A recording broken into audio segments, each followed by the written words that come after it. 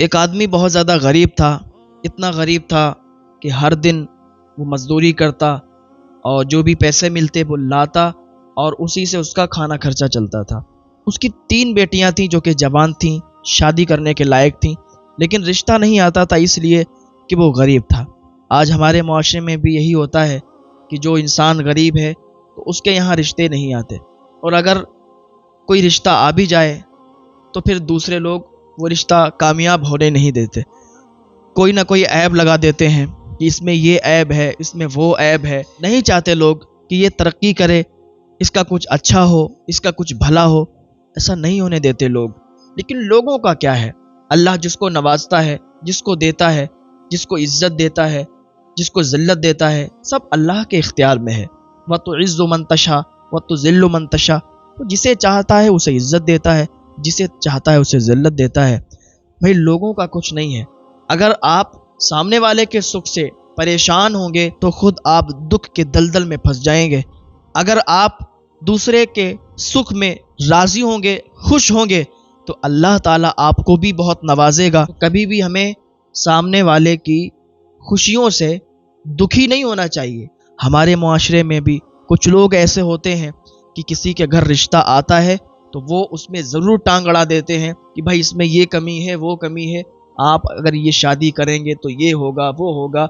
اس طریقے سے باتیں کر کے رشتہ واپس ہو جاتا ہے اور وہ بیٹیاں بوڑھی ہو جاتی ہیں، وہ بیٹیاں بیٹھی رہتی ہیں۔ تو اللہ کے واسطے یہ کام کرنا چھوڑ دیں کہ اس طریقے کا آپ جو جرم کر رہے ہیں، یہ گناہ کر رہے ہیں، اس کی سزا بہت ہے۔ ان بطش ربک لشدید، اللہ کی پکڑ بہت سخت ہے، اللہ کی پکڑ سے بچیں۔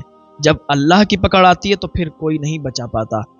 تو وہ شخص غریب تھا، 3 بیٹیاں تھیں، لیکن رشتہ آتا تھا تو محلے والے یا کوئی نہ کوئی ٹانگ اڑا دیتا تھا، ارے اس کی بیٹی ایسی ہے، یہ ایسا ہے، یہ ویسا ہے، آپ یہاں مت کیجئے، وہ رشتے چلے جاتے تھے۔ غریب کے گھر کوئی رشتہ نہیں بیچتا، اور اگر کوئی رشتہ آتا بھی ہے تو انہی چند خرافاتیوں کی وجہ سے وہ رشتہ واپس ہو جاتا ہے۔ وہ بہت پریشان تھا، ہر دن مزدوری کرتا بیچارہ، گھر میں آتا بیٹیوں کو دیکھتا تو بڑا افسوس ہوتا کہ یا اللہ میں ان کی شادیاں کیسے کروں گا، کوئی رشتہ نہیں لے کے آتا ہے، اور آتا ہے وہ رشتہ چلا جاتا ہے، وہ کامیاب نہیں ہو پاتا۔ تو کسی شخص نے بتایا کہ تم فلاں جگہ چلے جاؤ، وہاں پر ایک اللہ والا ہے، وہ تمہاری مدد کرے گا۔ تو اس نے کہا ٹھیک ہے، میں اس اللہ والے کے پاس اس سے ملنے ضرور جاؤں گا۔ اللہ والوں کی باتوں میں بہت پاور ہوا کرتا ہے، اللہ والوں کی دعاؤں میں بہت طاقت ہوا کرتی ہے، بہت تاثیر ہوا کرتی ہے۔ اگر انہوں نے ہمارے لیے دعا ہی کر دی تو میرے لیے بہت ہے۔ لیکن میں ان سے امید تو یہ کرتا ہوں کہ جب وہ اتنے بڑے اللہ کے دوست ہیں، اللہ کے ولی ہیں، کہ ان کے در سے کوئی خالی نہیں جاتا، تو ہم بھی جائیں گے اور اپنی بیٹیوں کے لیے سوال کریں گے کہ ہماری بیٹیاں 3 موجود ہیں اور تینوں شادی کے لائق ہیں، تو آپ ہماری کچھ نہ کچھ مدد کریں۔ ان کے دربار میں تو کوئی پیسوں کی کمی نہیں ہوگی، مالدار آتے ہوں گے، نہ جانے کون کون سیٹ آتا ہوگا، کون کون شخص آتا ہوگا اور وہ ان کو پیسے دے کے جاتا ہوگا۔ تو ان سے میں مانگوں گا اور ان سے مجھے مانگتے ہوئے شرم بھی نہیں آئے گی، اور وہ مجھے عطا بھی کریں گے، مجھے یہ یقین ہے۔ اب یہ اس سوچ پر اپنے گھر سے نکل گیا۔ اپنے گھر سے نکلنے کے بعد یہ اس اللہ والے کے پاس پہنچا۔ وہاں پر وہ درس دے رہے تھے، اپنے مریدوں کو سمجھا رہے تھے، حدیث پاک سنا رہے تھے، حضور پاک صلی اللہ تعالیٰ علیہ وسلم کا فرمان سنا رہے تھے۔ جیسے یہ وہاں پر پہنچنے کے بعد وہاں کھڑا ہوا تو انہوں نے اسے دیکھ لیا۔ جب درس مکمل ہوا اسے اپنے پاس بلایا، کہا بتائیے کیا بات ہے، آپ کہاں سے آئے ہوئے ہیں؟ تو اس نے کہا کہ حضور آپ کے پاس یہ آپ کے مرید، آپ کے خدام حاضر ہیں، میں ان کے سامنے آپ سے بات نہیں کر سکتا، ان کے سامنے میں آپ سے بول نہیں سکتا کہ میں کس لیے آیا ہوں، کیا میری مرضی ہے، کیا میں تمنا لے کر آیا ہوں، کیا میں آرزو لے کر آیا ہوں۔ تو وہ اللہ والا جو تھا اس نے اپنے تمام خداموں کو وہاں سے دور کر دیا، کہا تم لوگ یہاں سے جاؤ، ابھی بلا لیں گے آپ کو۔ تو اب یہ اللہ والا اور یہ غریب انسان، یہ فقیر انسان آمنے سامنے بیٹھ گئے۔ تو اس اللہ والے نے پوچھا کہ بتاؤ اب کیا بات ہے، کہاں سے آئے ہو، بہت بے چین لگتے ہو، کیا معاملہ ہے؟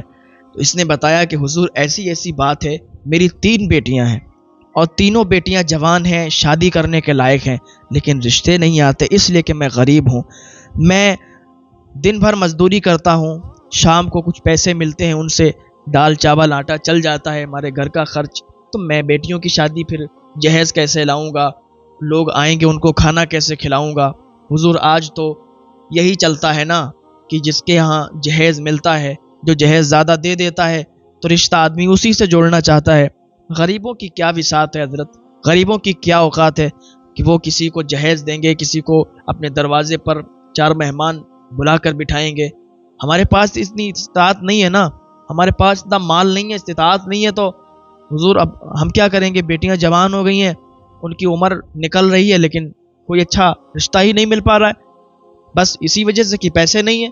آپ کی بارگاہ میں اس لیے آئے ہیں کہ آپ تو بڑے غریب نواز ہیں، آپ غریبوں کو نوازتے ہیں، آپ کے دربار میں کسی چیز کی کمی نہیں ہے، آپ اگر عطا کر دیں گے تو میری 3 بیٹیاں ہیں، تینوں کی شادی ہو جائے گی، یہ کام میرا بہت آسان ہو جائے گا۔ اس اللہ والے نے کہا ٹھیک ہے، میں تمہیں کچھ نہ کچھ دیتا ہوں۔ اپنے ایک خادم کو بلایا اور کہا کہ جاؤ دیکھو کچھ اگر مال رکھا ہوا ہو، کچھ پیسے رکھے ہوئے ہوں جو باہر سے، کیونکہ وہاں پر آتا رہتا تھا، لوگ دے کے جاتے تھے، نذرانے پیش کرتے تھے کہ یہ نذرانہ میری طرف سے ہے، لنگر ہوتا تھا، جو ہے باہر سے لوگ آتے تھے، مسافر ہوتے تھے، کھانا کھاتے تھے، تو سب پیسہ اسی میں جو ہے وہ خرچ ہو جایا کرتا تھا۔ تو اس خادم کو بھیجا، کہا جاؤ دیکھو پیسہ ویسا کچھ رکھا ہوا ہے، کوئی مال کوئی کچھ رکھا ہوا ہو تو لے کے آؤ، ان کو دے دیتے ہیں۔ وہ اندر گیا، خادم دیکھا اور بعد میں واپس آیا، کہنے لگا حضور وہاں تو کچھ بھی نہیں ہے، اور کچھ بھی نہیں بچا ہے، سارا جو کچھ تھا ہم لوگ جو ہے یہ دال چاول اور لنگر کا سامان لے آئے، اب تو کچھ بھی نہیں باقی ہے۔ اور حضور جو اور پیسے تھے وہ اور لوگوں میں بانٹ دیے، اور بھی لوگ آئے تھے ان کو دے دیے، اب تو کچھ بھی نہیں بچا ہے۔ تو اس اللہ والے نے کہا اچھا کوئی بات نہیں، ٹھیک ہے تم جاؤ۔ کہا دیکھیے ایسا ہے ابھی تو ہے نہیں، لیکن یہاں پر لوگ آتے ہیں دیتے ہیں، اور ہمارا کیا ہے، ہم غریبوں میں تقسیم کر دیتے ہیں، لنگر میں لگا دیتے ہیں، تو آج تم بھی آئے ہو، ہمارے مہمان ہو، ہمارے مہمان بن کے رہو، آپ آرام سے یہاں آرام کرو، آج پورا دن انتظار کر لو، دیکھو کوئی ہو سکتا ہے اللہ کا نیک بندہ آئے اور کچھ نہ کچھ عطا کر کے چلا جائے، کچھ نہ کچھ دے کے چلا جائے، یہ تمہارے نام کا ہوگا، یہ تمہارے حق کا ہوگا۔ میں کہتا ہوں کہ جو بھی آج کا مال آئے گا وہ ان کا ہو جائے گا۔ اس اللہ والے نے اپنے خادموں کو بتا دیا جو بھی آئے وہ ان کا ہے۔ کہا ٹھیک ہے۔ شام تک انتظار کیا اس نے، لیکن کوئی نہیں آیا۔ وہ اللہ والا شام کو اسے اپنے پاس بلاتا ہے اور کہتا ہے دیکھو اللہ کی رحمت سے نا امید نہیں ہونا، اللہ کی رحمت سے اگر نا امید ہو گئے تو پھر کبھی کامیاب نہیں ہو سکتے، یہاں بھی خسارے میں رہو گے، وہاں بھی خسارے میں رہو گے۔ بھروسہ کرو، صبر کرو، آج نہیں تو کل صحیح، آپ کل بھی ہمارے مہمان رہو گے۔ دوسرا دن ہوا، پورا دن اس نے انتظار کر لیا، پہلے تو خوشی خوشی آیا تھا، لیکن اب مایوسی اس کے چہرے سے جھلک رہی تھی، اور وہ اللہ والا بھی دیکھ رہا تھا۔ وہ کہتا جا رہا تھا کہ تم صبر کرو، ضرور کوئی نہ کوئی آئے گا اور تمہاری امداد ہو جائے گی، تمہاری مدد ہو جائے گی، تمہارا کام ہو جائے گا۔ دوسرے دن پورا دن انتظار کیا، شام کو کوئی نہیں آیا، تو پھر وہ کہتا ہے کہ بھروسہ کرو اللہ پر، صبر کرو، صبر رکھو، ہو سکتا ہے کہ تیسرے دن کوئی آ جائے اور تمہارا کام ہو جائے۔ اس نے کہا ٹھیک ہے حضور۔ اس کے چہرے پر وہ مایوسی دکھائی دے رہی تھی کہ پہلے تو بہت خوش تھا کہ یہاں سے کچھ نہ کچھ مل جائے گا، لیکن اب اسے ایسا لگتا تھا کہ یہاں سے کچھ نہیں ملے گا، بس یہی انتظار کرنا ہوگا، اس کے بعد یہ مجھے بھیج دیں گے ایسے ہی، اور میں ایسے ہی چلا جاؤں گا، یہ وہ سوچ رہا تھا۔ اس اللہ والے نے کہا صبر کرو۔ تیسرا دن بھی ہو گیا، کوئی نہیں آیا، 1 روپیہ بھی نہیں آیا۔ تو اس اللہ والے نے اسے اپنے پاس بلایا، وہ اس خوشی میں آیا کہ شاید کہ کہیں سے پیسے آئے ہوں اور اس اللہ والے نے مجھے بلایا ہو اور پیسے دے گا اور کہے گا چلے جاؤ۔ تو یہ خوشی خوشی آیا، تو وہ اللہ والا بولا کہ آج بھی نہیں آیا کچھ بھی۔ تو جب اس نے اتنا سنا تو پھر مایوس ہو گیا، چہرہ اداس ہو گیا۔ تو اس اللہ والے نے کہا دیکھو 3 دن ہو گئے، 3 دن سے آپ ہمارے مہمان ہو، آپ کو بھی میں دیکھو تو روک کے رکھا ہوں، آپ کا بھی کام ہوگا، تو آپ یہاں رکو مت، میرے پاس آپ کو دینے کے لیے تو کچھ بھی نہیں ہے، لیکن اللہ کی ایسی مرضی کہ آج 3 دن ہو گئے ہیں کچھ آیا بھی نہیں، اور میرے پاس بھی دینے کے لیے کچھ بھی نہیں ہے۔ میرے پاس اگر سب سے قیمتی چیز آپ اگر لوگے، میرے پاس سب سے قیمتی جو چیز ہے وہ میرے جوتے ہیں، جو کہ وہ بھی پرانے ہیں۔ میں اپنے پاس کی سب سے قیمتی چیز بتا رہا ہوں، میرا لباس بھی اس لائق نہیں کہ میں آپ کو دے دوں، پھٹے پرانے جوتے ہیں، لیکن وہ میرے پاس سب سے قیمتی ہیں، تو وہ جوتے تم لے جاؤ، وہ تمہاری کفالت کریں گے۔ اس نے کہا اچھا، وہ جوتے میری کفالت کریں گے؟ اللہ والے نے کہا بالکل تمہاری کفالت کریں گے، تم یہ جوتے لے جاؤ اور اللہ پر بھروسہ رکھو، صبر کرو، نہ جانے کب اللہ تعالیٰ تم پر رحم و کرم کی بارش نازل فرما دے اور تمہارے پاس اتنی مال و دولت ہو جائے کہ تم اسے رکھ بھی نہ پاؤ، تمہارے دامن چھوٹے پڑ جائیں۔ تو اس نے کہا ٹھیک ہے مجھے جوتے دے دیجئے، بے دل سے جوتے لیے اور نکل گیا۔ راستے میں چلتے چلتے اسے شام ہو چکی تھی تو ایک مسافر خانہ پڑا، وہیں پر وہ آرام کرنے لگا، آنکھ لگ گئی، سو گیا۔ ادھر سے بادشاہ جو تھا وہ جنگ فتح کر کے اور بہت سارا مال لے کے، گھوڑوں پر لدا ہوا مال، اور وہ واپس آ رہا تھا۔ جیسے ہی اس مسافر خانے کے قریب سے گزرا تو اسے خوشبو آ گئی، اپنے پیر کی، اپنے شیخ کی، جو ان کے پاس خوشبو آتی ہوگی وہی خوشبو اسے آ گئی، اور وہ اپنے سپاہیوں سے کہنے لگا، وزیر سے کہنے لگا کہ دیکھو تو میرے شیخ کی خوشبو آ رہی ہے۔ تو کہا آپ کے شیخ کی خوشبو؟ وہ تو بہت کوسوں دور ہیں۔ تو بادشاہ نے کہا یہ بات تو صحیح ہے کہ ہم اگر ان کے پاس جائیں تو ایک دن لگ جائے گا پورا، لیکن مجھے یہاں سے خوشبو آ رہی تھی، اپنے شیخ کی آ رہی ہے۔ تو کہا کہاں سے آ سکتی ہے؟ اس نے اپنے وزیر سے کہا کہ دیکھو یہیں مسافر خانے سے ہی خوشبو آ رہی ہے۔ تو جلدی سے جو مسافر خانے کی دیکھ بھال کرتا تھا اسے بلایا گیا اور اس مسافر خانے کو کھلوایا گیا اور اس کے اندر بادشاہ اور وزیر چلے گئے۔ بادشاہ نے اس کے اندر دیکھنا شروع کیا، اور بھی بہت سارے مسافر تھے۔ جیسے ہی جیسے خوشبو قریب ہوتی جاتی بادشاہ اس کے قریب بڑھتا جاتا، یہاں تک کہ وہ اسی شخص کے پاس، اسی غریب انسان کے پاس جا کر بیٹھ گیا۔ تو اسے جگایا، اسی کے پاس سے خوشبو آ رہی تھی، اسے جگایا، کہا او بھائی اٹھو۔ جب وہ اٹھا تو کہا بتائیے کیا بات ہے؟ کہا تمہارے پاس خوشبو آ رہی ہے میرے شیخ کی۔ تو کہا میرے پاس آپ کے شیخ کی خوشبو؟